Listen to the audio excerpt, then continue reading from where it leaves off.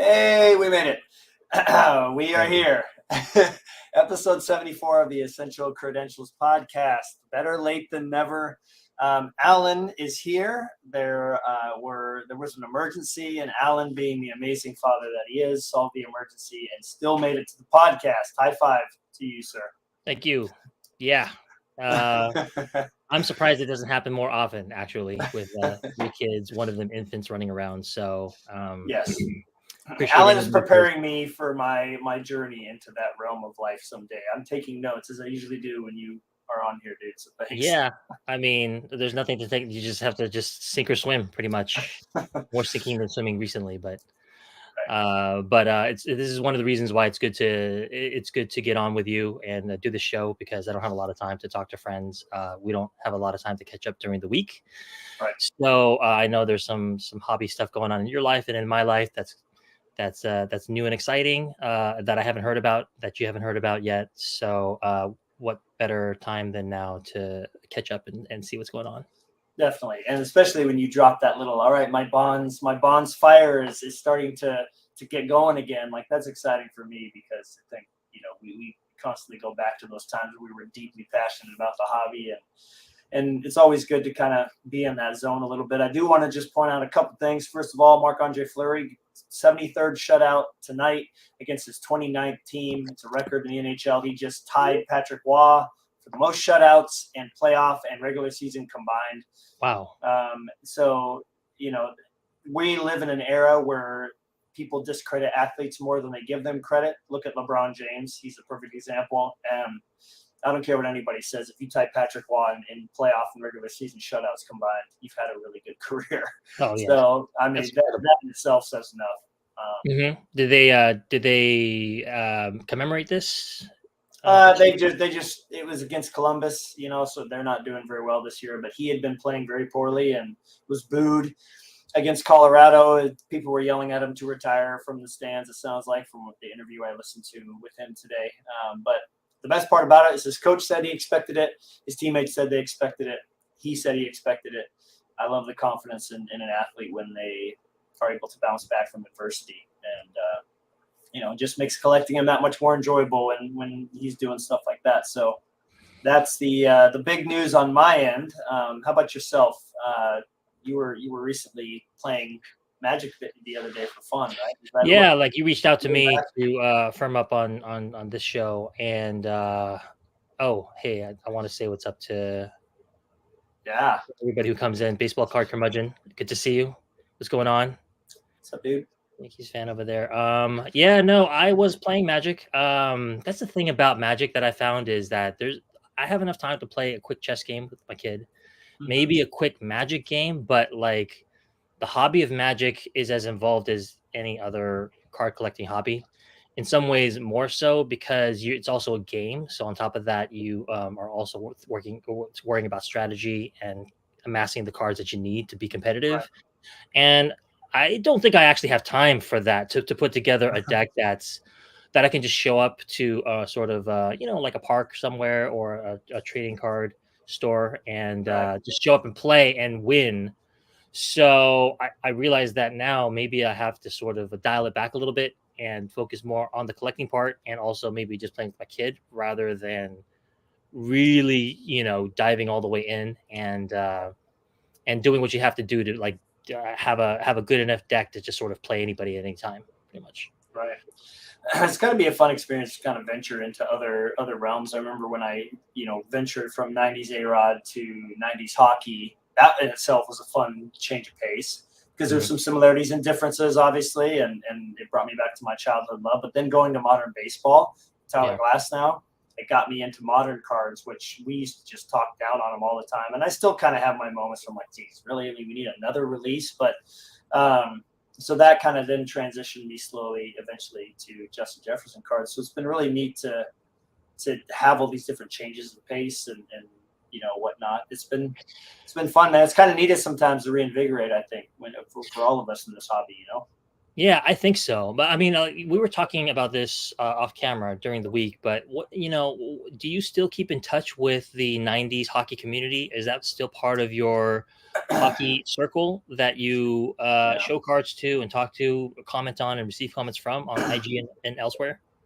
Yeah, on Instagram, I still am pretty close with a few of those 90s collectors, the people who I met originally from posting Jocelyn Tebow. I mean, I just had Al on here last week he was in episode 2 of the Instagram Collectors interview series, and he was fantastic to talk to. I had a lot of fun looking at all of his 90s and cup cards and modern 101s from his Mike Bossy collection. I mean, he just had a wide variety, and I think the thing that I've noticed about Instagram is more about the people than the cards. I really enjoy just interacting with those people. Obviously, I post the flurry that I'm going to show today. I'll post something like that, and those guys are not really going to comment on it because it's not something in their wheelhouse. But if I were to be posting his older cards, yeah, they have cards of those, from those sets that they chase. So yeah, I still keep in touch with the majority of them. Some of them obviously a lot less than I used to because that avenue is not, I don't know about you, but like the bonds, when you were collecting 90s bonds, and you keep in touch with those people, and then you kind of move away from the hobby a bit. Hopefully you're able to kind of get back in the swing of things, keeping in contact with them. That's what keeps us going in this hobby, is connections, right? It is true. I was talking about how I don't show off my cards quite as much or almost at all anymore. My social circle, even in the hobby, has shrunk and not expanded. It used to be a lot larger. It's smaller now. I think it's just because I just don't have as much time as I did before. It is gratifying to comment on a card of somebody who you follow, admire, appreciate. You know what I mean? Ben Franklin, a bonds collector, just posted a very modest but impressive sort of full rainbow with all the variants and all the errors of like a Topps Finest bonds card. Showed it in his binder, and I was just that's like an endorphin rush for me to see friends collection sort of coming together. And he's been collecting bonds for 20, almost 25, maybe 30 years even. So if I'm sort of thinking, wow, what else is there for me to collect right now, like on a weekly or daily basis, then for sure, that's the exact post. Yeah. Then for sure, he says he's been finding one card per month, and that is a pretty healthy clip for somebody who's been at it for so long. I made a joke in that one that I was just like, in order for me to actually get a card once a month now, I either have to buy a card that I don't really like or I can't really afford. That's how I've been. That's what I've been doing this whole time. So it's not the same as it was 2-3 years ago. And I think it's the case also. I don't know if you've noticed in the 90s group, a lot of the guys that we came up with, or at least that I followed and then sort of caught up to a little bit. Some of those guys are not posting quite as much as they used to as well. I think because everybody sort of got a bunch of the cards that they wanted. I'm not sure. So maybe it's not as obvious. And also for a lot of players like Bonds and Griffey and a couple of others, the cards have gotten so prohibitively expensive. It's changed the feeling, right? Like how many people can afford a $66,000 1998 Ken Griffey Jr. PMG? Nobody. I just can't. Yeah. So if there's a bonds card that costs that much, I'm just not in the running for that, right? So it definitely changes the timbre, it changes the mood, the joy that you get when you get it, because that is just foreclosed from. You're not going to be able to get that card. You're just going to have to get a different player or be happy for somebody else who is able to get that card. So that's changed as well. I wonder how much that has played a role in all of this. The fact that cards have gone up in price so much for you especially. Yeah, I mean it's crazy to think back to when we all started collecting in 90s again. How affordable it was. It made it fun because you could look forward to new cards that were pretty rare, right? And all of us were excited about it.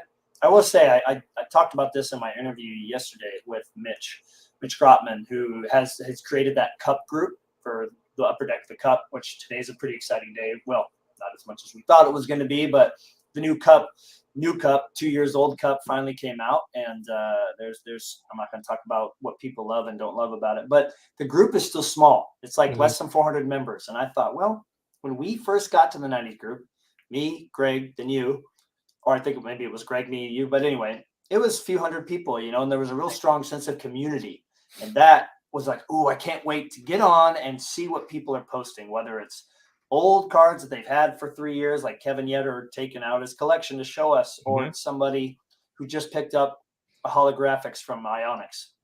We all love those cards. Then we'd go Yep. comment on them, and we, it kind of built the excitement up for us to get our own. And like, so anyway, it was just a big sense of community. And Right. I feel like, I don't know how many people are in that group now, 3,000 maybe. It's just, you look at any big Facebook group that revolves around cards, there's going to be a lot smaller sense of community, at least to those of us who, aren't posting the $66,000 cards, and so it's a bit of a bummer, but I will say that I think the people that we've kept in our circle and kept in contact with, it is just as exciting to see them add a really exciting card. Like, if, when you get your next bonds, and it's gonna be exciting for me. I do wish, and everybody in the comments should tell Alan, post more cards, like, because that's something I still look forward to, whether it's a new card or not. I think that's something that, it's good to kind of celebrate your friends' successes and enjoyment in the hobby, That's true. I mean, that's true. I love seeing Kevin Yetter's Gonzalez collection, right? I mean, he goes way back. I mean, he's one of the OGs. So, and to see him still missing some stuff like the Galaxy Golden Rainbow out of 5 is amazing to me. It really makes you appreciate. I have the Luminaries Golden Rainbow. Thank you, Craig. Thanks for coming through, dude. I mean, no, I really am happy to see friends and acquaintances, friendlies in the hobby post things. I just don't log on to that forum as much, so I don't see them as often, for example. And I'm just not on IG at all, really. Right. So, it's funny that you mentioned what it was like to pick up sort of cheaper cards, because part of the reason I got back into bonds recently, as I was sort of confiding in you about, was that there was a Master Craftsman bonds online that I had been sort of looking for about 4 years now. Like, I'm sure some have come up and I just missed them. In fact, there was a raw copy that just sold like within the last 30 days that I missed just because I was on my hiatus. So I wouldn't have seen it anyway. But I did see the PSA 9 that came up, and I put in a what I thought was more than enough for the card. It was a nearly $800 snipe for that card. It's out of 100. It's beautiful. I bought your A-Rod actually as a placeholder to have an awesome card of an awesome player until I could actually get the bonds. And I was like, at long last, this will hopefully be mine. And I don't even think I came close. Like, I don't know what the top bid would have been, but I suspect that it would have been a lot higher than even $800. That is just wild to me, man, to think that card is $1,000 at a PSA 9. Yeah, it's $1,000 now, basically, or more. That's amazing to me. I mean, I don't know how that happens. Like, I'm pretty sure I know the person who won it. It's not that I looked at their account and recognize it. It's just that the community is still pretty small. So usually somebody in my inner or outer orbit comes up and shows it off and says, here's this awesome card I got. So I know I'm competing against mostly people that I know for a card like that. But I was surprised, disappointed, saddened that I didn't win it. And so, of course, I went for a consolation prize and then another. And so that is what got me back into the swing of things, which is before, like, if you don't really care about your cards because you're just too busy with everything else, then I don't think you'd be disappointed. But I was very, very, very disappointed. It was a sign. You're saying it was a sign. Huh? It was a good sign. I was crestfallen. So, I mean, not to be too dramatic about it, but I ended up going to get like rarer cards, much rarer cards than the Master Craftsman of 100, that aren't as beautiful, but that are staples in the 90s genre among baseball collectors. One of them better be from Pacific, or I'm going to be disappointed. Unfortunately, neither of them are from Pacific, but they are very like rarity and cheap, but also they're very humble. Like, they're not cheap. They're more expensive than the card that I lost. You know what I mean? But yeah. Oh wow. But they were not cheap, but they're not beautiful. They are just rare, and they are hallowed in our community, our 90s baseball community. All right. I'm just thinking of an ugly card that is hallowed, right? I mean, like two top 30 cards in our hobby that are ugly, but that people love. Out of 9. That's my guess. Out of 9. Might be out of 9. Yeah. So that's coming on. Wow. Okay. Well, I can't wait to see, man. It's gonna be good stuff. But I think it's It's interesting how you talked about like consolation prizes. There was that one Jefferson that I didn't win. I Right. probably could have, but it would have put me in a tougher spot financially. I'm like, and it went for more than I thought. And it went for exactly what the seller thought. Cause I was like, I have an offer for this. Hmm. This is what I got the Epics out of 5 for. That was This one a this beautiful one right card. here, which I still think now is probably cheap. Anybody that's a 90s fan will appreciate. Let's see if I can get my camera to focus on it, but will appreciate this card. It's definitely got a 90s vibe to it, right? Just like the Hockey, original. football, baseball. It's not just a '90s vibe. That does. Uh, I mean, that does justice to the original Epics set, in my opinion. but I it's thought out it of 5 because I wanted the moment. That's everybody's chase card, right? Then he doesn't have like an emerald. All of his cards are purple. But so I got that for 40. I'm like, oh yeah, I can get maybe this one's $50, right? It's like the chase card from Zenith, and people are paying out the wazoo for the golds of their players. So I lost it, and I was like, ooh, this card. And it's amazing how this happened. Like this card just happened to pop up that I hadn't seen since I was collecting Jefferson. And I talked to the guy. I got it for $50. He Mm. told me about his shop. I found him on Instagram. I follow him now on our Eccentric Initials Instagram page. Like it's really cool that that came out of it. So sometimes when you lose a big card, it's pretty devastating, but then it's amazing how you can turn it around in this hobby so quick. It's just, I don't know. The universe works that way, man. It's strange. It's true. The great thing about collecting something current is obviously that the players still playing and there are new releases every year. They're not No. even making bonds cards anymore, so that's a static group of cards that I'm looking at. But there are still cards that I've sort of admired from afar. That I was just like, I need to save my money for the best cards that I can find that are beautiful and rare that I want. But they're not coming up. So like these are cards that have been sort of on my list, Mhm. on the sort of secondary list, and you sort of go after them as a consolation. So you just got to do what you do. You got to do whatever you can to get the cards that give you that feeling. And so Right. having gotten those cards, I did feel a sense of accomplishment, much like I'm Nice. sure you did with the epics. And my question about Mhm. your epics card is it like the '90s card where they on the back they actually talk about a specific moment that you had in the game? Describing the Vikings offense in 2022. You want me to read this whole thing? I mean, It's not very long. okay. Yeah. In 22, under a new coaching staff, Jefferson put it plainly, it's not a run-first offense anymore. Blah, blah, blah. It's smart. 2 Pro Bowl seasons and nearly 200 catches under his belt. So, no, it doesn't talk about a specific moment. That would have been really nice if they would have done, because, again, instead of doing like the moment being its own picture and own card, it's the same picture. It's just numbered differently. And instead of moment, it says like season, or what are the other ones, Alan? I can't remember. Game and Yep. like game and what's the last one? I Ooh. have to tell you, because I have the other 25 on the way. I think Mhm. there's 25, there's 50, 25, 10, and 5. So, and then I'm sure there's a 101, I would think. But no, they're not different in that way. So Mhm. obviously, more modern, you're going to see less attention to detail with that. I just think Right. nostalgic for me, and having it say moment and having it be a color match is pretty cool. But I I know. think I got a pretty big steal on that card, because I think the next out of 5 that comes up is probably going to go for more than that. I mean, that seems like an absolute steal. An absolute steal. The card that you lost out on was an homage. What's up, Project 50s? Um, Yeah. an homage to what was it? 93 base Pacific. That's what it 92. So looked like. 92. it's an homage to the 92. I don't have it handy. It's in my storage box there. Mhm. I have the 92 silver, which is beautiful. Like it's a super shiny refractor, gorgeous card. I got it in a group break. I couldn't believe when it was pulled. I wanted that, and the Z team, which is a throwback. You saw the picture I sent you. Throwback to the hockey design from 96. I got them both in the same break, and the Z team was out of 50. It wasn't just the base; it was the parallel. So I wanted those 2 cards. I got them in the break. Couldn't believe it. So I'm like, when that gold comes up, I've got to go for it. And it went for Mhm. over $200. So that's just not. I'm not in that realm. The most I've spent maybe is 160 or 150 on a case hit. And at Mhm. the time, I'm like, okay, that was a bit much. I need to wait for them to come down. I mean, I guess I can just show this one off since I waited for a while. Greg and you and I talked about it. This is the Mm, stained glass from Mosaic.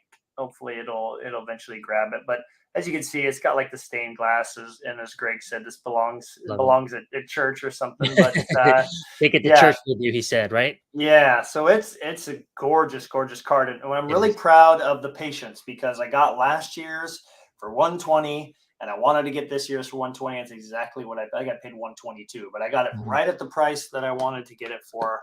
And so with modern cards, knowing that you can get a card right at market value, like if I was making a Beckett, I think that would be like on the lower end of the value. That would, if you were to do the low high, it would be like 120 to 150 for that card, and I was able to get it right for what I wanted at the low end. So happy about that. Have you noticed that prices in modern football have rebounded from kind of a lull from the end of 2022? Did you notice a lull, the kind of lull that I did in the bonds market? Yeah, there was a little bit of one. Yeah, going like once the season was about halfway through, I was getting some Jefferson cards for some pretty good deals, and he is out there dominating. So I think right now we've hit a bit of a peak. The Super Bowl happened. There's a bunch of new releases coming out, and so I think the seems like for the major players, Herbert, Jefferson, Mahomes, of course. You've got Josh Allen, and then Stephon Diggs, and you've got Henry, and these other guys. Their market seems to be really solid, and I just go check in on all those guys from that same set that I wanted from a Jefferson, just kind of gauge. And Jefferson's still kind of sitting on the lower half, which I'm really happy about. You know how it is with quarterbacks, though, right? I know it's quarterbacks so are nothing, right? I mean, in football, Yeah. is my understanding, and even then, Yeah. there's only like 3 or 4 chosen ones. Yeah. For anyone who's here, Baseball Card Curmudgeon, Craig M, Project 50s. If you guys are still watching, I'd be curious to know what your main genre is that you collect, because I would be curious to hear what you've been noticing in terms of card prices, in terms of movement on cards. I want to know if everybody's sort of experiencing the same thing, or this Right. is a Bonds thing, a Bonds and Griffey thing, just so that I can calibrate. Because sometimes like I've overpaid, like during the last like maybe 8 months, where I was kind of just sort of flagging, didn't have the energy, but also needed that endorphin rush from a hot new card that I could get in. I overpaid for some of them because I paid more than they would later go for a couple months later. But the prices of cards haven't shifted that much for bonds. They just kind of like sort of settled down a little bit, and now they're ramping back up again. And I don't know what that means. I mean, I was watching a like a premier auction on one of the fancy auction sites, and the cards were going for a lot more, going back up for a lot more than they used to in even 6 months prior to that. So I was just wondering if that's a market thing overall. Well, I mean, one thing I always take into account in April and in May even is the tax refunds that people are getting. I got a really small one, and so of course if I would have got it right when that Jefferson card ended, I would have overpaid probably to get it. So I think it's that this time of year there's a bit of a spike in prices because of that. I mean, I'll just tell you about a Tyler Glasnow card I won, not the one that's coming up, but I love the Finest Flashbacks. You know that set, right? I've talked about it with you and Greg, and I love that they do the retro flashbacks. I showed you guys a refractor from this year. I go for the rainbow every year. So I lost out on the super refractor from last year. I wasn't willing to pay over $200 for it because it was graded. It was graded in 8. I'm like, it's coming out anyway, so I'm sure that attracted more attention. So boom, that card's gone for now. But I wanted the red from this year. I love the red refractors out of 5. So one sold for like $30 2 months ago. Buy it now, and I missed it. Like, oh gosh, how did I miss this? It's a safe search, and I refresh almost every hour. And I just won the other one, right? Guess how much I had to pay to win it? I'm still shocked. Over $75, like $76. Wow. And because I just put in a 99 bid, I'm like, nobody's gonna get close to this. 70. I'm like, who is bidding 76 on a red Glasnow? Like nobody's like, what is going on? So all you need is one. All you need is one more fan, right? Yeah. We got some good responses, right? Yeah, go for it. Let's hear them. Let's see, what do we have here from Curmudgeon? I've been collecting since age 6 for the past 46. That's insane. 46 years nonstop. I had a 25-year hiatus, and I still have ebbs and flows. Large collection, Hall of Fame, star cards, and all sports. Wow. So you really have a finger on the pulse of the market, is what you're saying. Yeah. You digest a ton of it. You buy, keep, and hold. You don't sell or trade. So you must have a warehouse of cards that just keeps growing by the day. Like I don't how do you do that? Like, you've never consolidated. You've never said, okay, I went the wrong direction here on this star or that Hall of Famer. Let me clear out of this because it's just not doing it for me.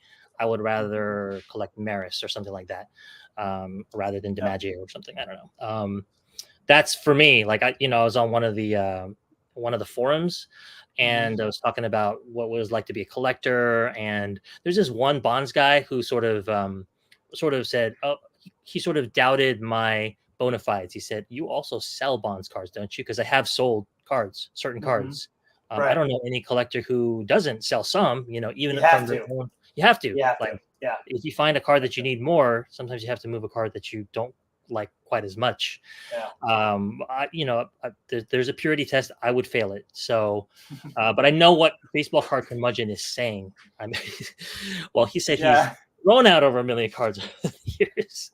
I mean, base cards nowadays. I mean, honestly, I've definitely done it. But Yeah, now me that I too. have some students that I know who love the cards, I save them all for them. So, I give yeah. it to Goodwill. Hopefully somebody can buy it for like $1 and be happy with it. It's Yeah. hard for me to throw it out, but it is really just like filler almost. It's almost designed to be filler to hide the diamond in the rough that you're supposed to be pulling.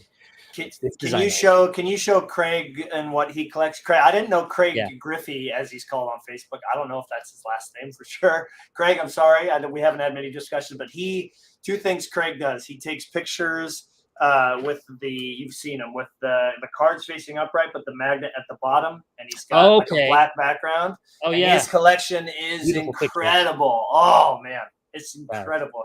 Just like anyway, it's incredible. So Craig, I'm so glad you blessed us with your presence. I did not know that you hung out and watched our show. That's pretty cool. Yeah, well, he's saying the Ichiro market is hard to gauge. It is. Ichiro, it's a very particular market. Also, he's Japanese, right? That introduces another element into it. Well, his market went off. I have to say, as a collector who made a good decision. You remember I scooped up a bunch of Ichiros. I turned them around because I knew I was going into Marc-Andre Fleury and 90s hockey, and I used all those Ichiros to buy just about every hockey card I bought at the time that year. Were paid with Ichiro, Suzuki, and A-Rod stuff. I mean, it was just the right time. So it's good to know I did it. I did it when it was the right time to do it. Because we've all made the mistake. Yeah. I was going to say, just shout out to Japan and the market there. There's some hardcore collectors who just love their players, and it has nothing to do with future values, clearly, because a lot of these players, they're not even stars, really. They're semi-stars or common players who do very, very well. So yeah, the Ichiro market is tough to gauge. I think it hasn't matured yet, just like the Pujols market. I think it needs another maybe 5-10 years before we know where it's really going to go. But I think it's hard to gauge the market from just that. Sure. Well, we have I don't know if you saw it too. We have the big Curt Schilling collector up here. He and the 1952 set. Talk about an endeavor, man. Like that. That right there, I mean, every single card is going to be noteworthy, whether it's a guy you've never heard of or the most popular guys from the set. It's pretty cool. How is vintage? I'm really curious about how vintage prices are. How is the 1952 set? Is the mantle as strong as it was during the middle of COVID when it was going absolutely insane? What about the maze? And what else what are the key cards from that set other than the maze and the mantle? Those are the obvious ones for me. But I'd be curious about vintage, because I do have a maze rookie card, and I haven't followed it at all. I have no idea what it's worth now in the market. Okay, so that brings me to my next topic. I've been waiting for you to segue me in. All right, you talk about not having a lot of time to enjoy your cards. This is a question for everybody that's here, and especially for you first off, and then I'd love to hear what everybody else says. I spend a little bit of time enjoying my cards, and right now I'm having to rebuild my website using a different platform. I'm actually enjoying it, by the way. It's going to look better, so I'm going to love that. But that's how I just love scrolling through there and being like, oh, man, look at all these great cards. How are you going to, or how do you find time to do that? Are you going to? Because you saying you have a rookie that you probably – when's the last time you looked at that rookie card? The physical rookie card? Yeah. More than a year. I mean, I haven't taken it out of the box. When's the last time you looked at your gold card? You know which one I'm talking about. Yeah. Right? Year? A long time. Those are incredible cards for any collection, and obviously for the right reasons. You're not able to look at them, but Mhm. how do people find time to do that? Because for me, I'm not going to pull out the Flurry box and look through it every single day. Nobody has time for that, and it keeps them doesn't keep them fresh. But having a website has been a huge like, here they all are. Here's the collection. How are Yeah. people finding time to do that? Because I think it's essential, no pun intended, for collectors to find the time to do that. You have to, man, because it's no wonder the hobby will get stale for people. You mentioned it. You don't have time Mhm. to look at cards. You're looking at Magic. So you're wanting to collect Magic. You have Right. to find time to do that. So do you think that's something on the priority list at some point? Well, that's one of the big things is for me, we are all a little bit particular, I guess, about the way we catalog things, process, get everything into. We all have our process, right? My process is everything needs to be cleaned off, scanned beautifully, cropped, and put into my Flickr account. And that's the thing that I have on my phone. That's the only way I get to enjoy my cards is to look through Mhm. flatbed scanner pictures of my cards for the Right. most part. So yeah, I've looked at the Maze rookie card a couple of times just because it's on my phone. The card isn't that far away from me to actually pull out and get, but I just Right. haven't had the time. Also, there's now a little kiddo running. There's a 1 year old running around the house, Yeah. destroying All right. everything in sight, and I just don't. I mean, she spilled an entire mug of tea over my laptop, and I had a bunch of Bonds cards sort of sitting on the table, including the Crusade Red. Please tell me it didn't get It, damaged. and the thing on the bottom was the purple, which is exceedingly expensive now too. It's only out of 100, but it's like 500 to $1,000. It was this close. It was wet, but it didn't get inside somehow. So I was very, very lucky. But that's what I'm contending with now. So it's like, do I just before I even process it and scan it and re-put it in the case that I want it to be in and put it where I want it to be in Right. whatever where I wanted to put it in, or do I just stick them in a box somewhere and as fast as possible so that the kid can't get to it? So I like how when you said stick it in a box, you looked up in like yeah. the faraway reaches of the room where you just can't get to it. Yeah, yeah. Oh man, So I get it, man. I mean that right there is a game changer. I mean, in my mind, I'm like everything in PSA slabs is going to be the way to go because water's not getting in there unless it's like sitting in water. You know what I mean? Like mhm. it's just that's the best protection you can get for your cards for sure. And I then was going to say yeah, there's a lot of disdain now among older collectors for the Pelican briefs that a lot of people bring with them to the shows. disdain, really. Disdain, well, I mean, I think it's because a lot of younger kids Oh, have taken to it, and yeah. there's a lot of like trading going on at shows, I guess, and people just like don't really like that vibe. But I will Right. say the Nanook that I have, I think it's like climate controlled within. It is very waterproof, and I've seen YouTube videos of like different stress tests it's been put under, and I That's feel very cool. safe that if there were a flood or whatever, that the cards that are in that briefcase would be very safe. Right. That's a great feeling to know that, and also to know that there wouldn't be condensation because it's cold, and that there would be like moisture let in there. Yeah. Yeah. You don't So, want that. so yeah, people will not love that look, but I actually think it's a great solution for Well, somebody who doesn't have a lot of time to look at their cards. especially in your case too. And then John, I got to give you a big shout out, man. He's got an incredible collection and all scanned in of Scott Rowland. And congrats on the Hall of Fame too. That's awesome. His website, we've kind of exchanged some ideas, and he goes, "Man, I like your idea for this thing, like the count on your page." And I said, "Well, I like the way you have a picture for each year of the cards in that collection to then click on and go." Mhm. Yeah, it's awesome to be inspired by others, and his scans are beautiful too. He scans them with the Pro Mold, I believe, or the Ultra. Can't remember. I believe it's Pro Mold, and has them all like perfectly centered and everything. Like I got a lot of love for you and me do that too, Alan. We scan our cards. I love getting cards in, base cards, inserts, whatever, and scanning them. And when I scan them in, don't you scan them in at like 1,000, whatever it is, the 1,000 pixels? I do 800, but like we have it as detailed as it can get. So shout out, John. I love it. Love the website. Looking forward to I'll have to look at your site when it's done, and, Oh also yeah. John's, I had a discussion with Roland fans. He played for the Cardinals too, didn't he? Like, he had some good Yeah. seasons with St. Louis. It wasn't just the Yeah. Phillies. He was with the Phillies in the '90s, I think. But Yep. anyway, he had a storied career.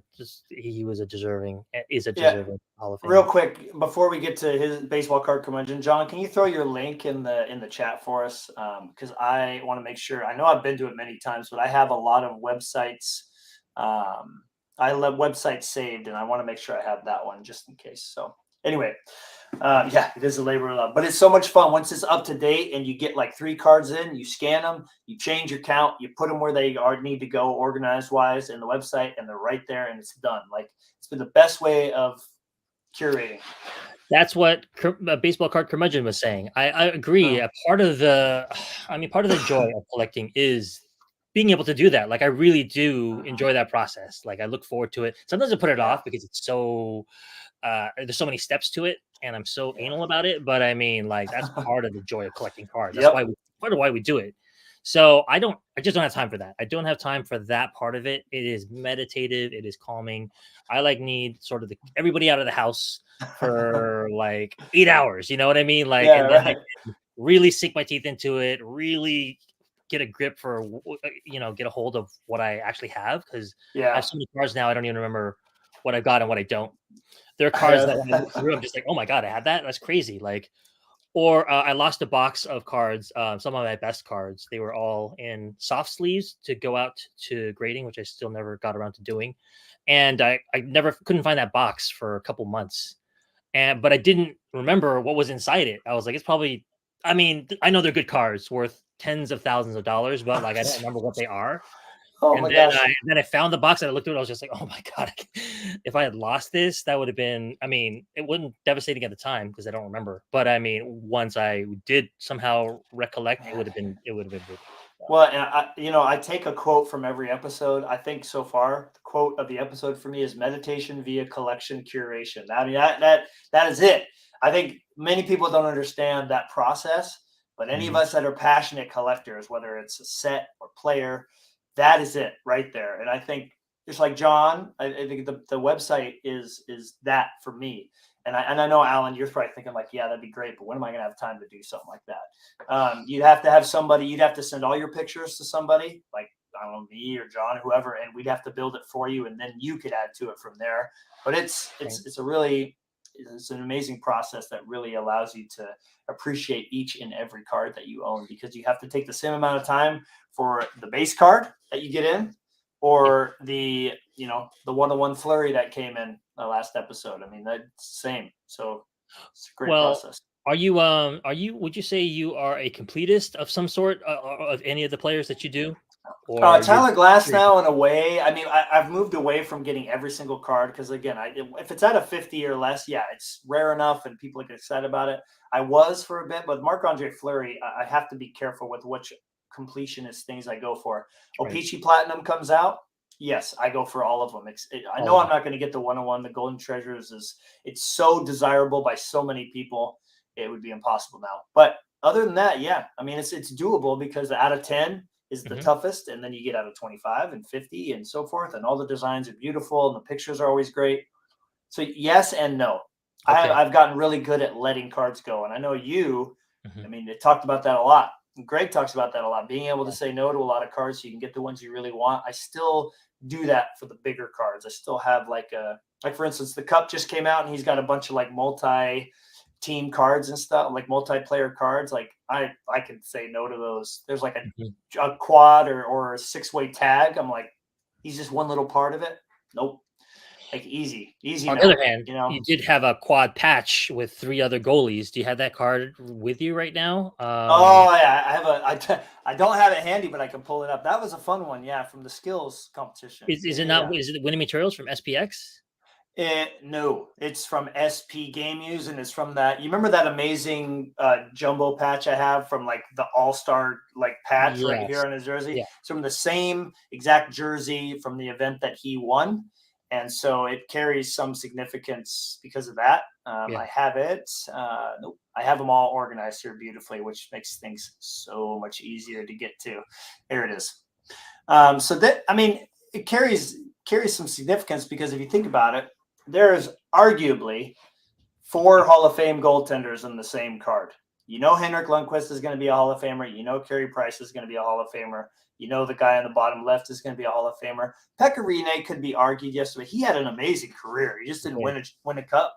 You know, he was the top dog there for a bit, top 3 goaltender for about 8-9 years. So played in a small market, but he's you know, talk about some fantastic goaltenders right there. You know, it's just beautiful. But look at what the scanning does. This is why I love it. Just like you talked about, I love scanning the cards in because you can view them with so much detail when they're not in front of you and still appreciate them. Well, I mean, I at the risk of oversharing, I got like eyeball surgery or whatever, the kind that lets you see further. But the problem is the trade-off is that you cannot see things as much close up, and it actually makes it harder to like. I'm not that old, but I am old enough to notice that my eyesight is not as good as it used to be, and that's part of the great thing about scanning it is you get some of the details and the patches that you can't even pick up from your naked eye. You know, well, I mean, look at this. You know, you can like zoom in like this, and like you can scan it so well, it picks up every little hair and pixel of the card. Like it's you know, it's pretty sweet stuff, man. That's such a beautiful card. God. Yeah. And you know what? That didn't. It was on auction and it didn't sell, and I missed and I forgot. And the seller was so cool. I sent him a message. He relisted it like 3 or 4 times in order to get me to be able to buy it, and he shipped it tracked to me. I think it was $100 altogether. It was like that card right there is $100 in my mind, but it was definitely the perfect addition for the time being. And I think that's what's been great is. Fleury thankfully had a shutout today, but he's been in a rough patch, and I have kind of changed the way that I view collecting him because I was still in this phase of like I hope he does well because you'll get more cards and more sets. Mm-hmm. I mean, in essence, obviously, then I want him to do well for his team and personally, so he passes Patrick Waugh. But I think this little change in mindset is going to help me appreciate every single Fleury that comes in because I'm kind of going into like, all right, he's at the tail end of his career. It's about to be over probably. So I need to start focusing in on, all right, post-retirement might be coming at the end of this year. Hopefully not, but maybe at the end of this year, that means he's not going to be in some stuff probably for a couple of years. So now I can really focus in on appreciating every single card that comes in, whether it's a base card I hadn't found for 3 years or it's, you know, a nasty patch auto out of 5 or 10. It really helped me realize like, okay, like, let's start celebrating him a little bit more than like being so laser focused on how he's doing in Minnesota. So, it's good. Well, yeah, I mean, I think his career was designed to be the kind of career that if he had this type of career, he will have cards for decades to come. I feel like, I mean, he had the pedigree, right? Wasn't he the number 1 overall? He came up in the queue, I think. I'm not sure, but correct. So he just has a huge following, always had a huge following. The win was at his back already, you know, and then he won a cup with you know, Pittsburgh. So it was already there for him. It was there for him to lose, and he didn't. He almost did. Well, he almost did. He had a whole second career, you know, and then came back and said, I'm a slam dunk Hall of Famer. What are you guys going to do about it? And so then what else can you do about it but to put him in a whole bunch of sets from now on out? So I don't think you have to worry about that too much. I don't know how people loved him or Carey Price. I mean, Carey Price plays in Montreal, so I guess that's played in Montreal. Where is he now? Know, he's in Montreal, but he's going to retire. His injuries are just can't come back from. I will say that when people ask which one would you rather have, I think more people are going to say Carey Price just because of the clutchness that he had in so many playoff series. Like he literally carried them through so many series back in those days, and even the year they beat Vegas and Fleury, he was incredible. Fundamentally, he's one of the best goaltenders to ever strap him on. I mean, he's just so fundamentally sound. I think as a fan, like looking at Justin Jefferson and his flair for the dramatic and the way that he makes those catches. Marc-Andre Fleury in that same way, like today even. Most goalies, like Vasilevsky, stick the glove out, make the save, and just tuck it like this and skate off.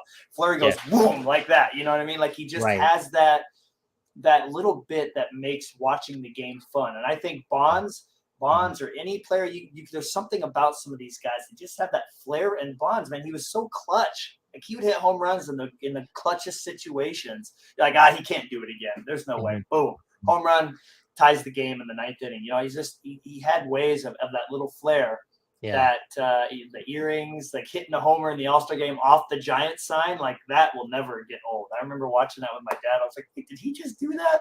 So, Yeah, beating Mark McGuire in the home run derby in 1997, just like um, doing it on 4 pitches, like in yeah, the final round. I mean, yeah, some guys just have a flair for the dramatic. I guess you said I guess your point is that Carey Price is more clinical. I'd heard from a lot of skaters during his prime that he was the most difficult. They called him the most difficult goalie just to score a regular goal on. Like who yep. is the most difficult? If you had to score a goal, who's the goalie you would least want to face And it coming was down the scary. ice? And they said Carey Price. So, Yeah. but I never, I don't think I appreciated hockey to the level where I understood where all the love for Carey Price came from. I guess I didn't see a lot of Canadians games either. So, Right. but that it's just to say that both of those guys should appear in presumably a lot of sets. Fleury even more because he's a champion and people love champions. Well, I do want to give a shout out to a set that just came out. Obviously, Fleury's not in it yet, or Carey Price, but they just released. They're going to be releasing an SP Legend set, and all the autos are on card. There's all the hockey legends are in. They got Howe, Gretzky, Curtis Joseph made a bunch of sets. Brodeur, obviously, Patrick Waugh, like all those great players are in there, and I'm just like licking my chops. Like they're doing throwback, like they're doing future watches of Gretzky, and I'm like, oh man, this is so cool. I hope this set continues for years, and once he retires, he gets in there as a Penguin, not as a Blackhawk or a Wild at all. Vegas I'd be okay with, but Penguin. But that set, oof, it's awesome. It's great. Yeah, I had the misfortune also of collecting Bonds, and he signed an exclusive with Topps during the time when Upper Deck was at the end of its run with I baseball. know, that's a bummer, man. So I don't have any. There are no patches from those amazing patch sets. Upper Deck. You do have some nice ones though, dude. You got that batting glove. The batting glove autograph you have is nasty. Yeah, cool. Yes. There are some sick ones, but you know what I'm talking about. Not the late 1999s, and 2000s, but like the mid and late 2000s, right at the end of the license. There's some sick cards that obviously Bonds never appeared in, that I wish he did. But we always go back to how amazing a lot of Upper Deck designs are. And Greg's not here today, but he's been picking up some basketball stuff. And I get to sort of appreciate what cards from that era looked like in basketball, because I collected hockey right around that time. So the Marks of Distinction, there's some beautiful cards that, man, if Upper Deck could make baseball cards again, who wouldn't love a Marks of Distinction of a player who's at the end of his great career or even retired? For sure. I mean, I know Upper Deck's catching a lot of flack right now for the cup. It was made in Italy as opposed to made in their usual spot. The Kaprizov autos are all sticker. That's his cup RPA is a sticker, and nobody's in Sorokin too. They're catching a lot of flack for that. So I actually am thankful. Fleury has like no cards in this release. I knew it was going to happen. They gave him all the Robin Leonard. Fine, whatever. Because it's 2 years old when they weren't putting Fleury in anything. I mean, I got into Fleury, not in any checklist for like 4 straight sets. I was like, what is going on? You just won a Vezina. But I think, it's they're going to make up for it. And I, I did get pulled today. I did see that. I love, again, I mentioned this every episode. I think last 3 episodes, I like that I'm spread out to Glasnow, Jefferson, and Fleury, because I don't have, if I was just collecting Fleury right now, I'd be kind of pissed. I'm like, he's not in the cup. What am I going to do? Like I don't have to not have the endorphins of like a new shiny thing every now and then. So I think that's important. I think having a little variety. Greg's doing it. Greg convinced me to do it. He really did. Like he's picking up a bird. I'm like, oh, that thing is sick. Like I need that. And that's where the Justin Jefferson collection came from. In essence, I wasn't doing it until I said, you know what? These case hits are so specific and so beautiful. That's the direction I want to see this collection go. So big shout out to G-Man for that. Ultra modern baseball still doesn't do it for me. I don't think it may someday, but it just doesn't. But ultra modern football is amazing. Like I've enjoyed almost every insert that you've gotten. But I mean, I'm unfamiliar with the lineage of of that sort of card maker, as opposed to Topps. Like we've seen Topps just sort of hit us over the head again and again with the sort of same theme. And maybe that's too simplistic. I really don't probably know enough about ultra modern really to be able to Right. speaks as lowly of it as I do, but that's just my impression, just from what happens to be shown off by people in the background. Well, let's use that as a segue. It's time. It's time to reveal. I had told Alan I have a really big thing card to show off, and I almost sent it in the chat. He goes, "No, save for the podcast." Anybody in here that collects modern or maybe even not can appreciate a goal of achieving a specific, like, I don't want to give it away, but like a collection of cards that you want to finish. And I've been waiting for 3 years to finish this, because when this came out, here, I'll just show you this part. Okay. So I've shown this off before. This was the first rainbow I ever chased of Tyler Glasnow. This is Topps Chrome 2020. And so looking at the same picture and everything, getting the two reds was pretty exciting, because there's a red and a red wave. I've had this for over 2 years. Do you know what's missing from this, Alan? No, what's the 101 or something? It is missing, and not anymore. It's not, because there it is. Right. So I will. Yeah, that's awesome, man. Congratulations. I was just saying, I regardless of what you think of the design, getting the rainbow like that, it's a really satisfying exercise. I can't believe you got that. Incredible. Okay, so little side story here, and I want to make sure to give this guy a shout out on Instagram. So let me get the proper name here. It's a guy named Ty, and he's a big Andre Drummond collector. He and I were just chatting, and he goes, "Hey, do you know this card's out there?" And I did. It's been on ComC for over a year, and I was like, "Oh, well, whatever. I'm never gonna have that card, right?" And so he's like, "Actually, here it is." And he found the guy on Instagram because his name is the same as his ComC profile. I said, "No way, man. This is crazy." So he helped me get in contact with the guy, and the owner's name is Leo. He's on Instagram as well.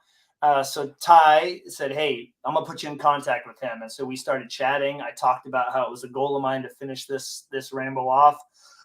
It was the first rainbow I ever attempted. And so we came to a price agreement. I offered it on, it was actually funny. I offered that price that we agreed on ComC, and he rebutted with $1 more. I think he was just having some fun. So of course I accepted it, and ComC is in Washington, which is like a 2-day shipping away from me. So I got a couple other cards I needed for my Fleury collection, and there it is. So it's a pretty cool thing to have a goal completed 3 years down the road. This is a very this is the best superfractor that I own of Glasnow. The one from Ben Baller from the next year is very boring. This kind of blends with the background of the card, and so there's different colors and whatnot with it. I mean, it's just a beautiful card. I used to not like superfractors. It's the best one I own by far. It's absolutely gorgeous.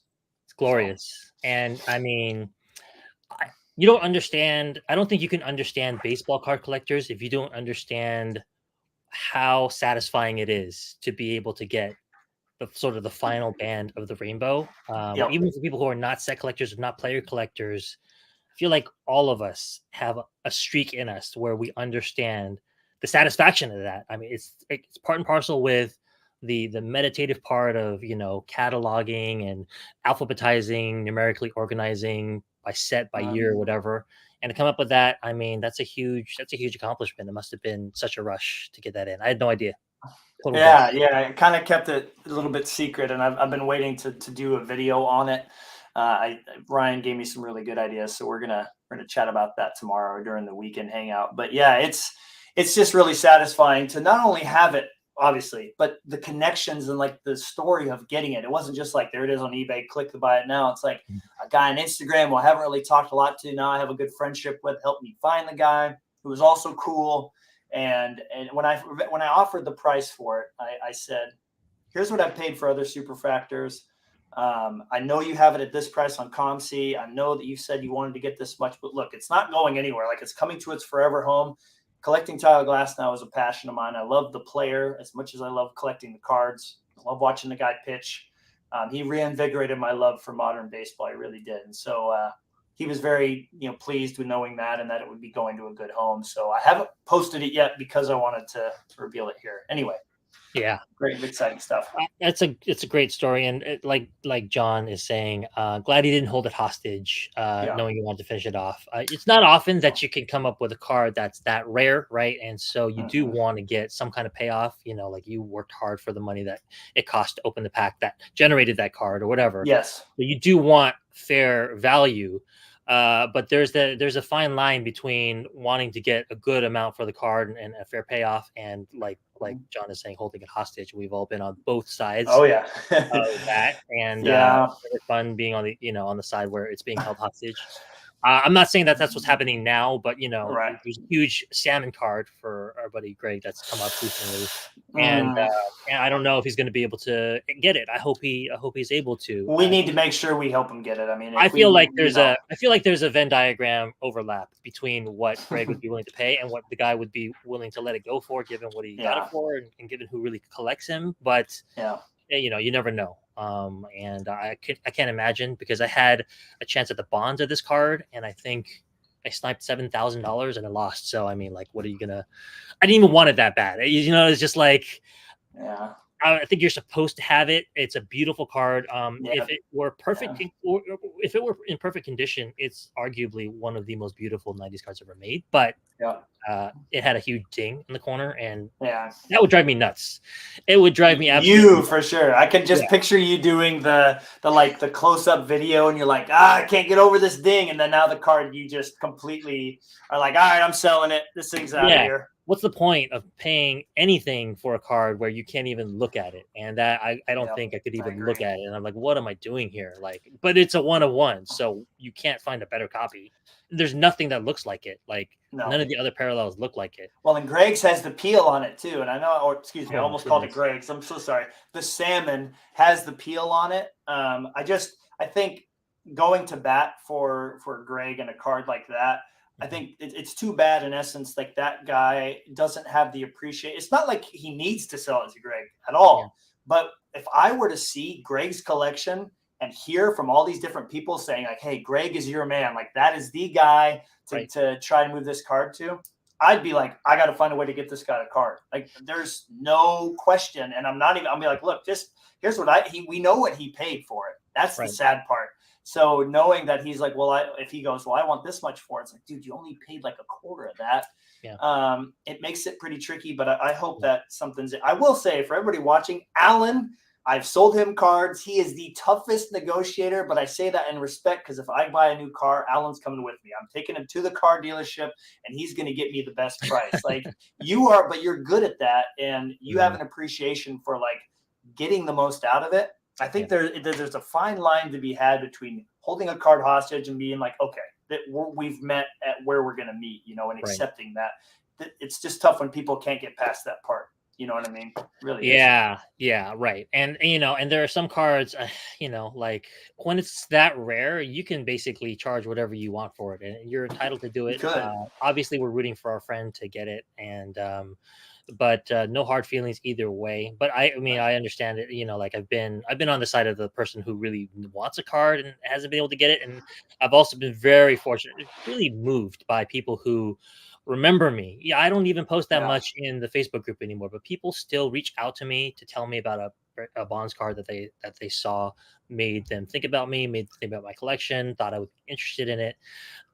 It's like we always wax poetic about sort of the community and the relationships, but they're still the best part, in addition to the cards of the Yeah. hobby. And Definitely. every time it's very humbling when people do that, and I appreciate that. Like I've formed friendships even if I haven't spoken to somebody in quite some time, where they're unbreakable, and we will always have our hobby, and I'll always have their back. You know what I mean? Like there's no question that if there was anything that I could do to help, I would help many of my friends get a card Mhm. that they want, if there was anything I could do. Right. That's the case for a lot of us, and that's part of the reason it's so fun to have Yeah. a community to go to. So I hope to have more time. I'm not the only person with a family, like it's just maybe I need to be more efficient at juggling the different things that I got to do. I'm sure I can find time for the hobby a little bit more than I've been putting into it. But with a young, baby, it is difficult. I will have to say it is difficult regardless of who you are. Well, and again too, like I think when you're more excited about the hobby, you're going to put more time into it. So maybe this little spike of Bond's interest for you will give you just like a little glimpse of that, and you can slowly work your way back in. I know it's easy for me to say that because Yeah, I have more time to put towards it. Sometimes I don't have the energy. It's funny to yeah. think that I don't have any children, and yet I'll get done teaching 16 to 20, 8 to 9 year olds. And I get home on a Friday and here I am. I got this time to do videos. I could be doing all this stuff. And all I want to do is lay on the couch. You know what I mean? So Yeah. it's kind of And you funny how that works out sometimes. you coach, you got a great papers. There's a lot of you got a lot of responsibilities as well. But I'm just comparing it to bachelorhood without kids. It was a big shift. Yeah, like I've been okay, there's a lot of reasons I've been sort of losing my love for the bonds collecting or had for a while. Part of the reasons, Right. but I've been trying to extract the 1999 MVP superscript from somebody who has it, and it's Hmm. just like we've all been there, right? Where there's some people that's just very, very, very difficult to deal with. Like you can't get him to say yes. Like you sort of agree on a price, and then the goalposts move, and the hem and haw, and it's just like, oh my god, can we just like what do you just say that it, and then let's just do that. You know what I mean? Because some Yeah. people just aren't comfortable coming to a deal. I think because it's too Hmm. final. Yeah. It's too irreversible once you say yes. Even when Right. you say yes, you can still back out. I mean, it's a nightmare. So yeah, I mean, two guys holding that hostage. Yes, I know the feeling. Fortunately, there's 100 of them Yeah. out there, right? So is that right? Platinum medallion? Yes, The 100 of them out. nine. Yeah, right. Because the 98s are the ones that are out of 90, 99 and 98, right? From the series two, right? Or is it just the pizzazz that are out of 98? I can't remember. I can't remember. I need a 98 ultra platinum medallion. Here's the thing, right? There's cards that like if they came to market, like I would have to go in hard for, right? But Hmm. they haven't come up. There are cards also that have come up that I just can't afford right now. So Well, and that's the thing. So the balance is everything, man. It's one of the hardest things to do in this hobby. I was just mentioning to Mitch after the show. Oh yeah, yes, that's right. that's right. I remember now. That Yeah. sometimes, man. I mean, it's almost probably a blessing for you that you don't have as much coming in. Mhm. I mean, there's sometimes I get onto Facebook or Instagram, and there's just so much of an overload with this hobby. And then Flurry's playing bad, and then Mhm. he's not in a checklist. And I'm just like, oh, I hate this hobby. But it's sometimes it's just too much. So finding that's why I think sometimes even when I'm with all my free time, I'm just like the cards will sit in a pile here for a week and not get scanned, not get looked at, and I just step away. And so trying and but also not missing on cards on eBay. It's a delicate balance. It can be tough sometimes, man. It really can, and it sucks to think like if I'm not on eBay for a day, I might miss like the card I've been looking for 3, 4, 5 years. It's sometimes you have to like kind of get used to that pressure, I guess. It's happened to all of us, and all Yeah. of us are probably a little obsessive. It's maybe one of the things that is a thread amongst all collectors. That's true. I don't know how folks who are able to live on eBay for any period of time do it because you're just absolutely consumed by it. Yeah. We've all lost cards that went for ridiculously low prices that you've been looking for years, and it Yeah. just it just vanished. And if you just Yeah. happen to have been on that time, like how do you balance that? Because I know that all of us have spent a lot of time on eBay. When I get really obsessive, it's just like I can't even enjoy anything else. I can't watch my football game, can't pay attention to the movie I'm watching, like I don't know how people are able to be on eBay as much as maybe it's the alerts, maybe it's the saved alerts that everybody uses. Those always come up late though. I Did don't, I they don't have any really? alerts turned on. Yeah, I Yeah, literally just go to the new save searches and I just pull it down and let it reload and just check real quick. And right. I've missed maybe one or two, and I just check real quick, throw it on the watch list, throw a bid on it, whatever, and then put it away for a while. And then obviously in the morning, just have a routine of knowing when I have time to check it. And again, like you mentioned, there's so many nice people out there. If my phone starts going off, on Instagram, it's funny. A card will come up for sale, and then I'll see like 5 messages from different people. Sent a photo, sent a photo, sent a photo. I'm like, it's the same card, which Yeah, is great. Like it's so right. cool to have that many people out there, and it's great to return that favor too. I love when you send a picture to somebody and they go, "Oh my gosh, I need this card, awesome," and they buy it. So Hmm. it's great to be able to have that sense of community. The community is why I'm still here, man. If it wasn't for the community, I don't even know if I would collect. I imagine it would be super boring. I don't think you would. I mean, Yeah. knowing what I know about you, I don't think you would. You really do find that to be the main attractive aspect of it. That's how you were able to let go of one core PC and go to another one, because you were able to find a community as strong or stronger for that That one. I knew would love them, right? That I knew who would love the cards. I mean, look at the guy that eventually got that card that you sent him, Matt. I mean, Yeah, he's grading all of his A-Rods. He's loving it. I mean, he's doing with the cards what I would have loved to have done if I had more money. So they went to the right person, you know. true And then, fan. of course, Jeremy has all the cards that I sold him. Yep. Bo has the one I sold back to him. Like, they went back to people. And then, of course, I almost forgot. Oh gosh, I haven't talked to him in so long.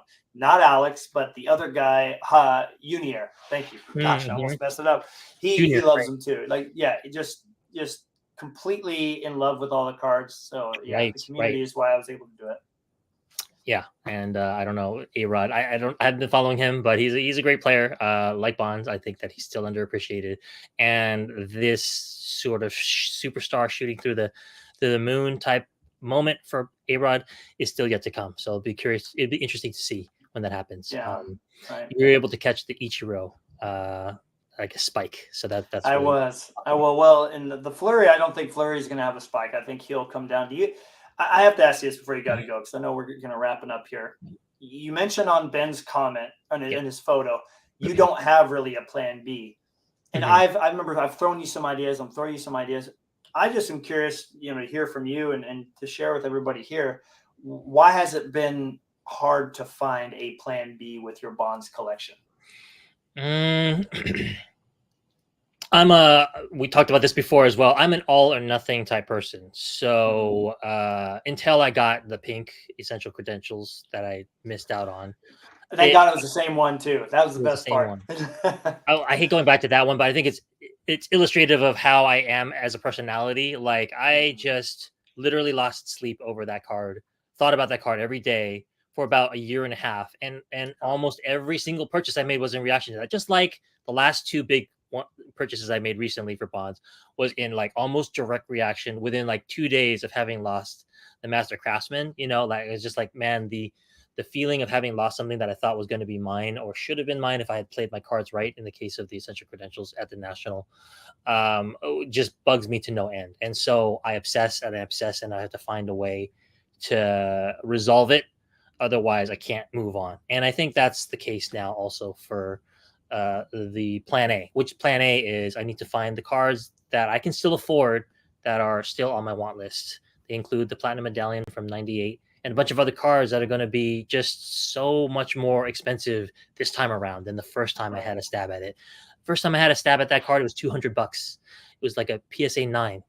And now I'd be lucky to get it for less than, say, $4,000 nowadays. Wow. So that just changes things. You have to reorganize your priorities. But that card is always going to be a card I need. I can't. What plan B is there? You can't be like, I don't need the 98 Platinum Medallion anymore. Let me just go get something else because I want the something else, and I want the Platinum Medallion. Right? I want both. Oh, gotcha. So yeah, it's never going to be a situation where I'm going to be able to let that go.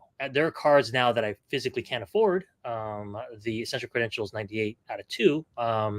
That I'll never be able to get, unfortunately, because I just can't afford it. But lucky for a lot of Bonds guys, most of these cards, like if you were to save up for a couple of years, skip a few vacations, eat a couple more peanut butter and jelly sandwiches, pull a little bit of money from your tax return each year, you could cobble together, anyone almost who's in the middle class could cobble together $5,000, even $10,000 over the course of several years to really just splurge on one massive life-changing card to your collection.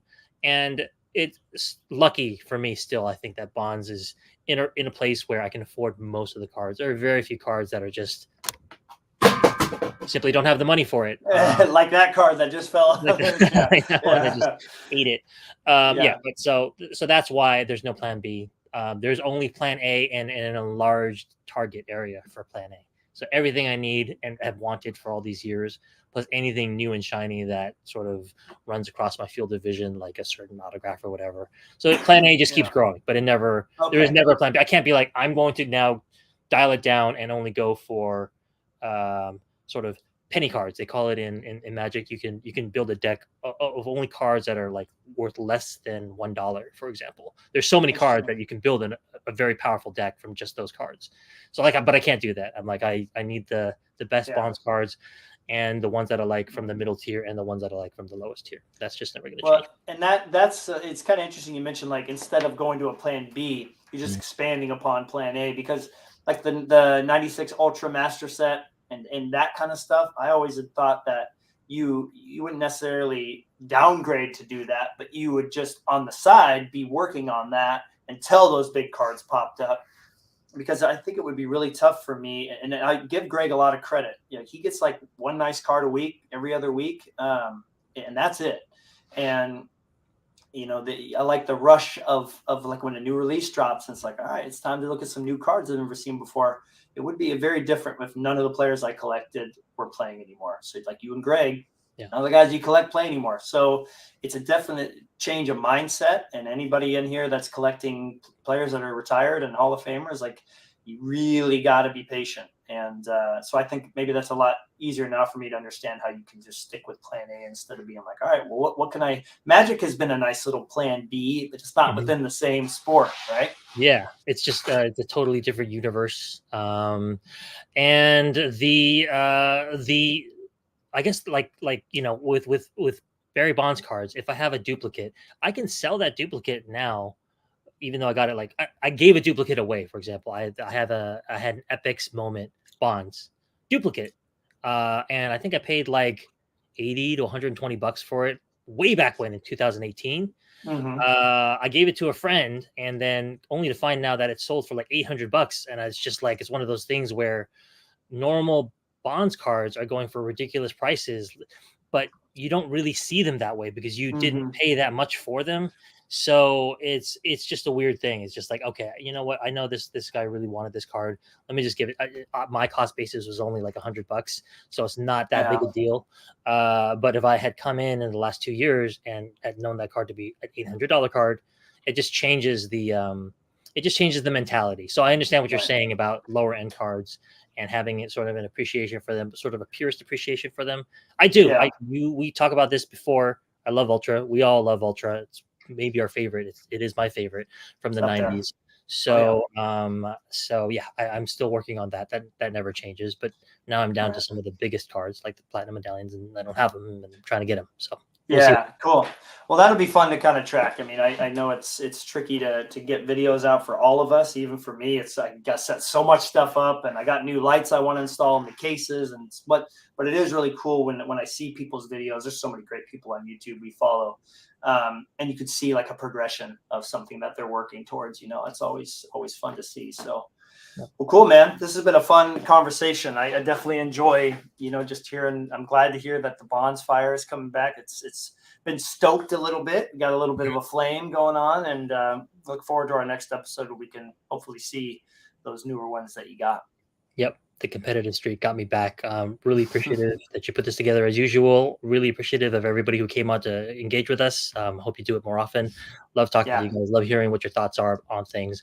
Makes it very easy to talk about cards with you guys. Definitely.